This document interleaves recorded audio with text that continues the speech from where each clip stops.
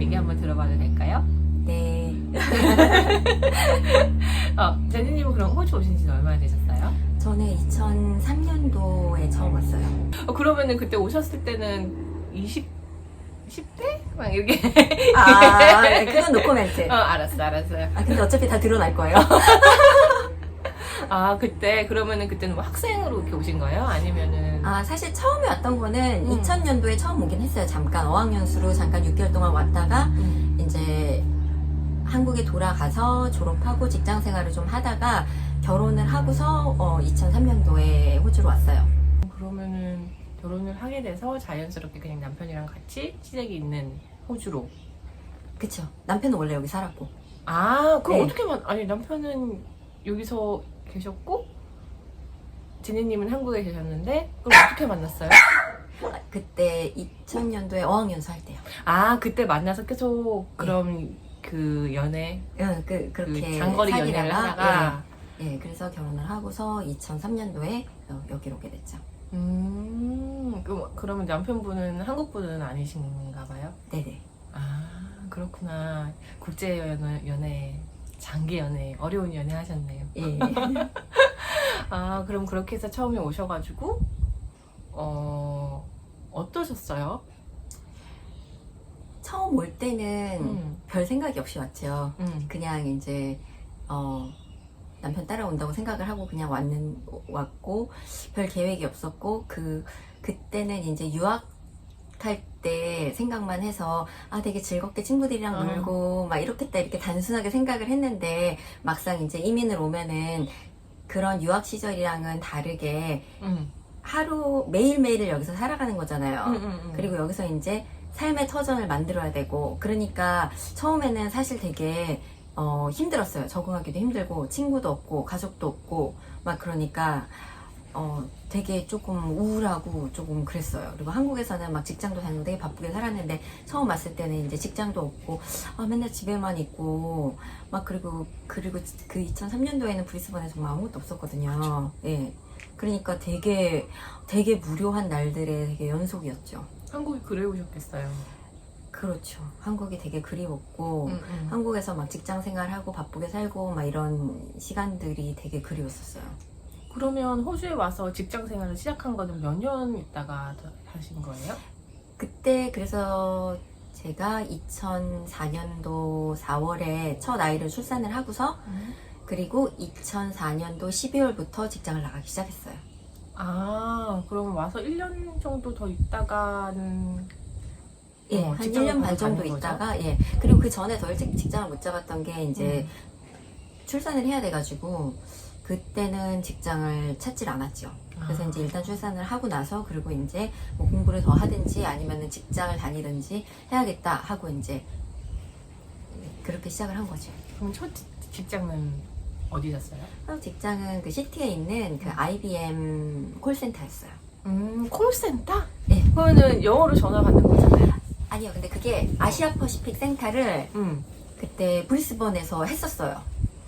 그래서 저도 왜 그렇게 했는지 모르겠는데 그게 일본 서포트부터 시작을 했다고 하더라고요. 그래서 일본에 있는 일본 고객들이 IBM으로 이렇게 전화를 하면은 호주에서 그 전화를 받는 거예요. 지금 막 인도에서 막 이런 데서 받잖아요. 근데 호주에서 그때는 이렇게 받았대요. 근데 그거를 이제 좀 더 확장해가지고 다른 아시아 국가들을 다 이제 브리스번에서 케어할 수 있도록 해가지고 한국 팀도 받고 뭐 이제 중국 팀, 뭐 인도, 뭐 다른 아시아 팀 이런 팀들을 다 받았었어요 그때. 그래서 그러면 그때 여기서 취직을 한 한국으로 거였어요. 응대를 한 거예요? 네. 우와. 지금 아직도 그 일이 남아 있나요? 그 직종이? 아니요, 없어졌어요. 너무 꿀잼일 것 같은데? 아니 생각해보면 어떻게 그런 생각을 했을까요? IBM이 인건비가 되게 호주가 높잖아요. 그래서 없어졌죠. 네. 그러니까 그때도 되게 신기하다고 생각을 했죠. 근데 이제 그런 장점이 있었던 거죠. 왜냐면은 뭐 필리핀이나 이런데 인도나 이런 데는 인건비는 싸지만 여러 나라를 한 군데서 서포트 할 수 있는 그런 환경은 안 되잖아요. 근데 호주는 이민자들이 많으니까 한국 사람도 쉽게 구할 수 있고 일본 사람도 쉽게 구할 수 있고 중국 사람도 있고 그리고 좀 더 고급 인력들이 있잖아요. 그러니까 이 사람들은 한국말만 할 수 있는 게 아니라 영어도 할 수 있으니까 만약에 그리고 이제 호주 전화도 다 받았었어요. 아, 근데 그럼 영어로 그런 거네요. 리즌이 다 나눠져 있었어요. 그래서 호주 전화를 받는 애들은 영어를 더 네이티브 같이 하는 애들을 뽑았고 이런데 만약에 걔네가 아프거나 뭐 이러면은 이제 우리 같은 사람이 또 투입이 돼가지고 도와줘야 되잖아요. 그쪽 콜 볼륨이 많아지거나 하면은. 근데 이제 여기서 이렇게 사는 사람들은 기본적으로 영어는 다 된다는 전제 하에서 이제 뽑은 거기 때문에 그런 인도나 뭐 이런 데보다는 인건비는 훨씬 높지만 퀄리티가 더 좋다는 걸 아마 어필을 했을 거라고 저는 생각을 해요. 뭐 제가 셋업한 건 아니지만. 네. 그리고 되게 몰랐어요. 근데 정말 그런 일이 있었구나. 그런 네. 일이. 그러면 그 일을 얼마나 하셨어요? 한 2년 좀 넘게 한 것 같아요. 2년 넘게 했는데 2년 반 정도 했어요. 2년 넘게 하고 예. 그러면 딴 직장을 구하신 거예요? 아니면 어떤 일? 그래서 그때 그걸 하다가 지금 직장으로 옮겨왔어요. 그래서 지금은 그리피스 대학교에서 일을 하고 있거든요. 그리피스에서 무슨 일 하시는데요? 저는 도서관에서 일하고 있어요. 도서관이면 라이브러리엔? 라이브러리안이라고는 안 하고 저는 제 타이틀은 어떻게 얘기해야 되지? 갑자기 생각이 영어로 안 나네. 해도 되는데? 갑자기 생각이 안 나네. 라이브러리 리소스 오피서예요. 예. 그러면은 그게 2006년, 7년 그때 시작을 하신 거잖아요. 2007년 초에 시작했죠. 예. 되게 한참 하셨네요. 네네. 그럼 처음 구할 때는 어떻게 구하셨어요? 가서 뭐 이력서 내고 인터뷰 보고 이런.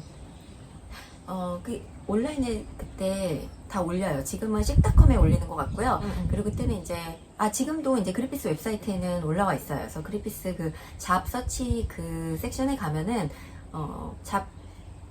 이제 어베이러블한 잡들이 다 이렇게 리스팅이 돼 있어요. 그래서 그때도 그거 보고서 거기에 맞춰서 이제 이력서랑 그리고 이제 셀렉션 크라이테리아라고 있거든요. 그래서 그거 써가지고 이제 온라인으로 지원을 했죠.